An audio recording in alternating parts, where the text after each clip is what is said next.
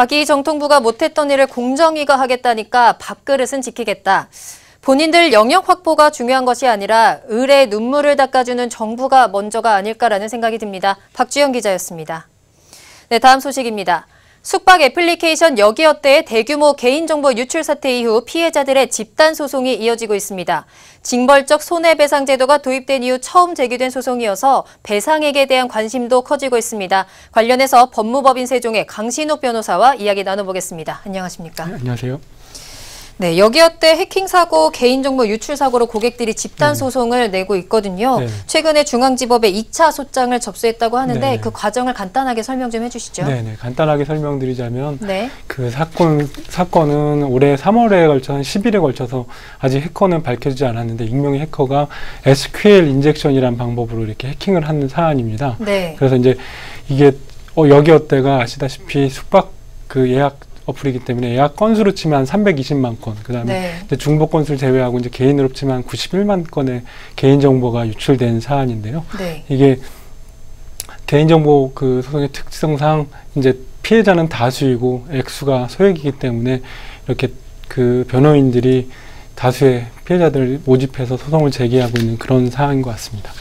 네, 또 일각에서는 방통위가 후속 조치와 보상을 외면하고 있다라고 지적도 네네. 나오거든요. 네네. 왜 그런 건가요? 네. 일단 그 피해를 보신 분들 입장에서 굉장히 조급한 마음이 있기 때문에 그렇게 생각하실 수 있는데, 네. 실제로 보면 방통위가 바로 지난 4월에 보면 보도자를 통해서 적극적으로 대응하는 모습을 일부 보였습니다. 그래서 네. 거기서 그 조사를 통해서 조사 후에 문제점이 발견되면 과징금 같은 행정 처분을 한다고 그랬고요. 근데 다만 이제 위원회 조직이기 때문에 지난 4월에 최성준 위원장이 사퇴하고 8월에 현재 이호성 위원장이 그 취임을 했기 때문에 4개월간 공백이 있어서 아마 그렇게 느껴졌을 거고, 네네. 실무적으로는 계속 조사를 하고 곧 처분이 있을 거라고 알고 있습니다. 예. 알겠습니다.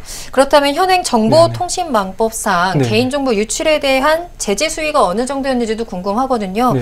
앞서서 지난해 인터파크 회원 정보 유출 네. 사고 때는 과징금이 44억 8천만 원이었거든요. 네네. 그렇다면 여기어때도 자유로울 수만은 없을 것 같은데 어떤가요? 네, 맞습니다. 이게 그 계속 처벌을 함에도 불구하고 계속 이런 대규모 개인정보 유출 사건이 일어나는데, 네. 그 특징이 이런 사건이 일어날 때마다 정부의 제재는 갈수록 세지고 또 법도 이렇게 보완이 되는데요.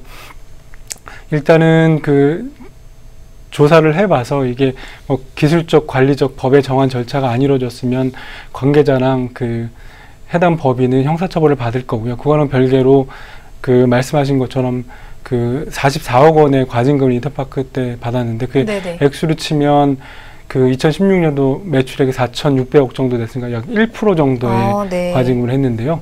이거는 그 모두 설명드린 대로 이게 그 전문가들이 말하면 이번 사건 같은 경우는 굉장히 초보적인 수준의 이렇게 그 보완만 했었어도 막을 수 네네. 있는 거라고 그렇게 돼 있기 때문에 만약에 그 3%에 육박하는 제재가 되는데, 이제 다만 매출액 자체는 250억 정도로 적기 때문에 최대로 한다로는 7억 정도, 이렇게 상대적으로 액수는 적을 것 같습니다. 네, 그래도 굉장히 네. 인터파크보다는 액수가 많이 작아지네요. 네, 그렇죠? 그건 이제 매출액 기준으로 과징금을 하는 특성상 그렇게 되는 거고요. 알겠습니다. 네네. 그렇다면 방통위가 이번에 징벌적 손해배상을 적용할 건지도 굉장히 초미의 관심사거든요. 어떤 결과가 나올 것 같습니까? 네, 그러니까 이게 다 많은 관심이 있으실 것 같은데요. 네. 이게 인터파크 사건 이후로 이제 법이 개정이 돼서 나온 최초의 사례인데요. 이제 거기서 법이 개정됨으로써 이제 간단히 설명을 드리자면, 네. 크게 이제 세 가지가 돼 있는데, 이제 입증 책임 자체도 그 예전처럼 이제 피해를 받은 사람이 입증을 하는 게 아니라 기업이 자기 잘못 안 했다라는 것들을 입증을 해야 되고, 네. 이 손해배상액의 3배까지 이렇게 징벌적으로 할 수 있는 제도가 있는데요. 네네. 근데 이제 개인정보 사건의 특성상 이제 피해자 입장에서 굉장히 피해가 큰데, 실제로 그러니까요. 법원에서 네. 인정된 이때를 보면 10만 원에서 30만 원 굉장히 소액인데, 이제 이번에 경우에 이제 그걸 적용을 하면 3배를 한다고 해도 한 30만 원에서 90만 원인데요. 그거는 이제 그 앞으로 이제 보완해야 될 상황이긴 한데, 그 액수 자체는 그렇게 크지, 개인당 그 피해액은 그렇게 크지, 그러니까 보상이 그렇게 크지는 않을 것 같습니다. 예. 그렇다면 그 전에 네. 그 GS 칼텍스의 네. 경우에는 어떤 건가요?